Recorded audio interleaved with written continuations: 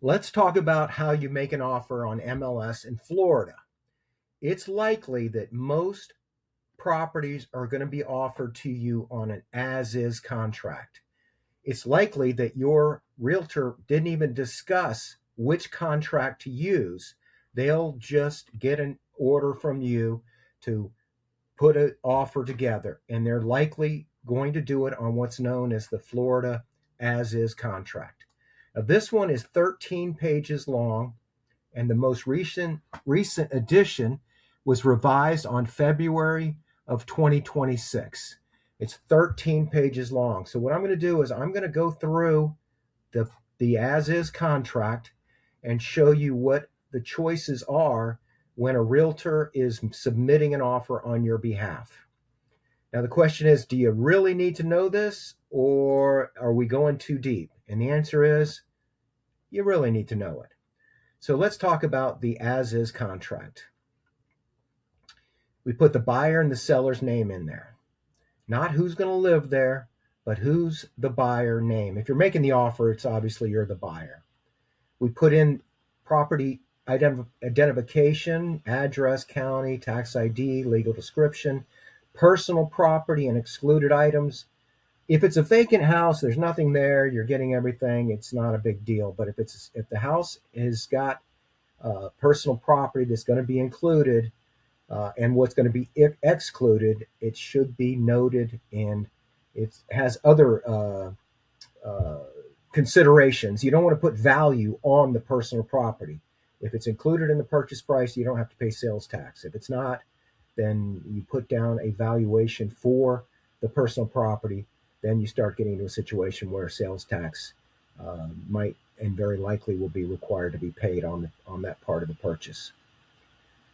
Purchase price, initial deposit, additional deposit amount. Sometimes they'll make an initial deposit, and then after the inspection, an additional deposit amount will be requested, financing amount, other credits or contributions, and the amount of cash to close. The price is just the headline. The structure is the story. On a cash deal, it's pretty simple, but on a financing deal, where sometimes you'll see the seller will accept a smaller deposit, but once the inspection is made, they could counter and ask for an additional deposit. And it's actually a really good idea to request an additional deposit after the inspection. Deposits or earnest money, initial deposit timing, it can be with the offer or after acceptance, has the escrow agent's name, that's the title company, likely. It could be that the escrow agent is not the title company. Second deposit timing. Small deposit is an indication of a weak commitment. Large deposit is a stronger negotiating position. One of the things that we learn in the art of negotiation is never to accept the first offer. If you do, they'll think they offered too much.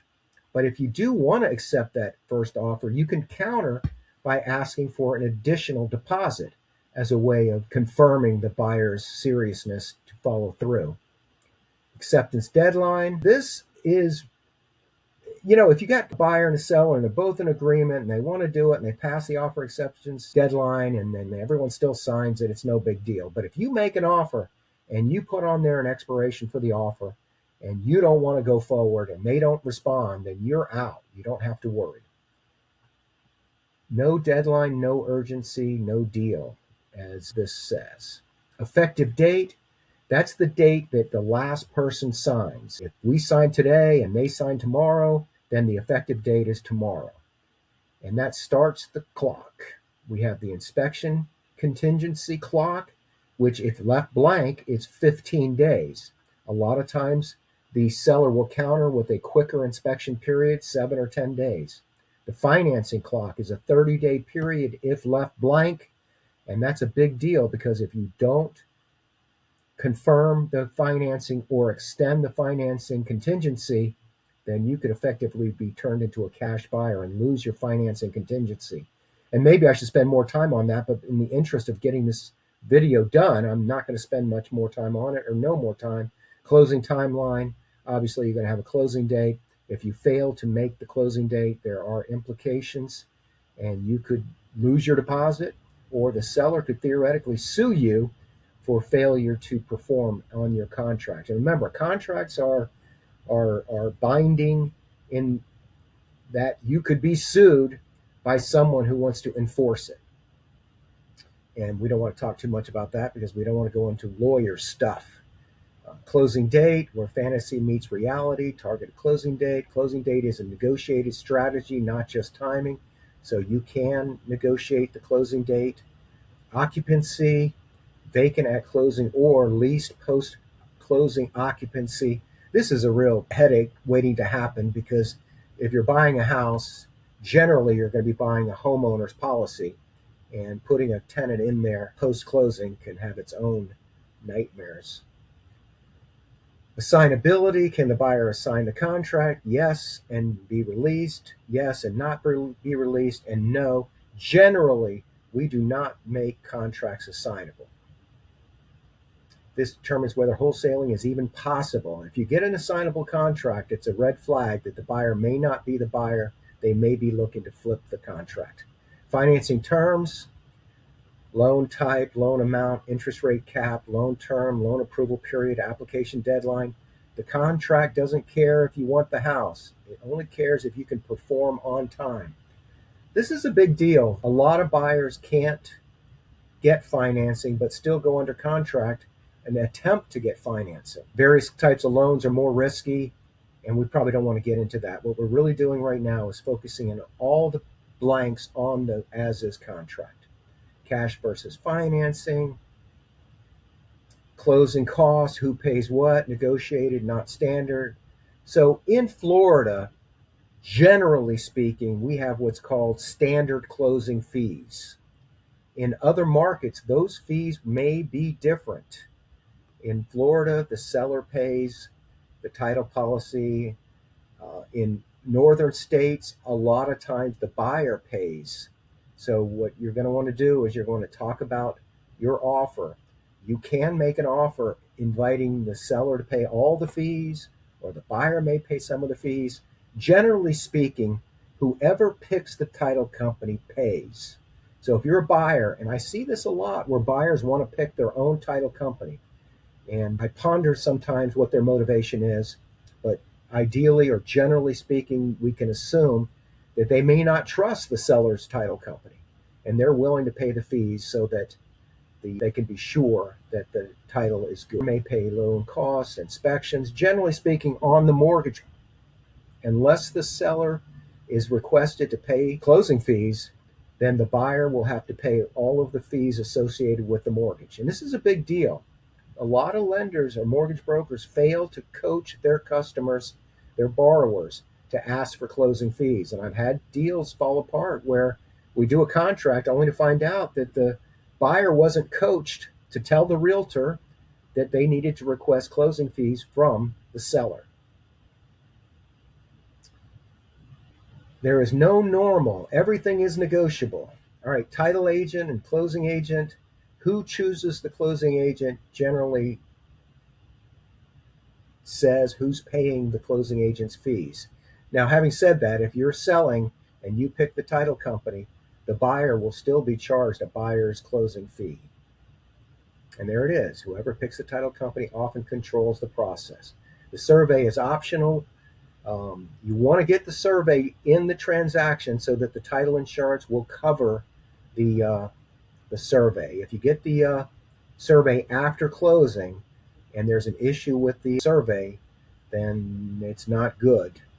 You want to get the survey in the title in the transaction so the title company will explain to you any survey issues. Home warranty is a button you can choose. That's a good one to use if you're negotiating, to go ahead and ask for if you say, they offer 500, you counter at 525, they come in at 515, and maybe you're willing to accept the 525 but not the 515. You could come back and say, I'll tell you what, do the 525 and we'll buy you a home warranty. Special assessments. This is kind of obvious. You want them all paid before you close. HOAs. It's really critical that you confirm that the homeowners association does not have a special assessment coming. Unfortunately, sometimes you don't get warning and they just happen, but it's a very big problem, especially if you're buying into a condominium that's more than 3 floors. Anyway, moving on. Disclosures, radon permits, mold, flood zone, HOA disclosures, tax reassessment warning, FERPTA for foreign sellers. If you're a regular seller, if you're a buyer and there's a foreign seller, the title company handles this, so let's not go too deep. Disclosures protect the seller, not the buyer, because the buyer is going to sue the seller for failure to disclose. Inspection period, if left blank, 15 days. I always say if left blank, 15 days, because that's what it says on the contract. This is the most powerful line in the contract. You can cancel for any reason during the 15 days. The walkthrough, typically the day of closing or the day before. This is not another inspection. It's confirmation that nothing changed. Escrow agent who holds the money, likely is the title company. Default terms. What happens when things go wrong? Buyer default, seller keeps the deposit. Seller default, buyer can sue or get back the deposit. This is where the contract gets real. This was changed. Prior to this, the seller keeping the deposit was not an option. It was actually an option. It wasn't in the contract. This is where the contract gets real. Dispute resolution, mediation first, then court if needed. Addendum, if it's FHA, you've got to click the FHA VA financing box. Appraisal contingency is a box we can check.